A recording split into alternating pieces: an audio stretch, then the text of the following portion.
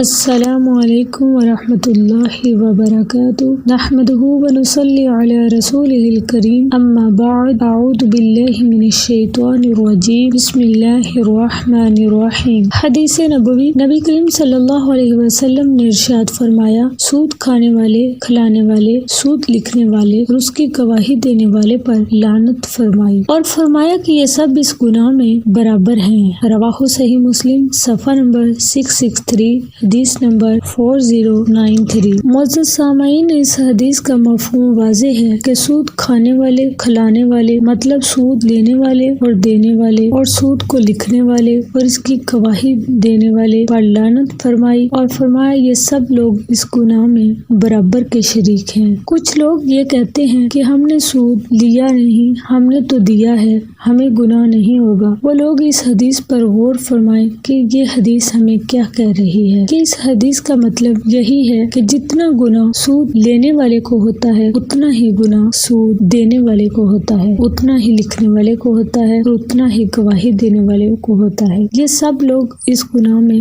برابر کے شریک ہوتے ہیں۔ یہ مت سمجھیے کہ ہم نے تو سود کھایا نہیں بلکہ دیا ہے تو ہمیں گناہ نہیں ہوگا۔ اور بھی بہت ساری احادیث میں اور قرآن پاک میں بھی اللہ تعالی نے بار بار سود کی وعید بتائی ہے۔ اللہ تعالیٰ سے دعا ہے، اللہ تعالیٰ ہمیں حق حلال کا کھانے کی توفیق عطا فرمائے، آمین ثم آمین، اور ہم سب کو سود جیسی غلاظت سے بچائے، آمین۔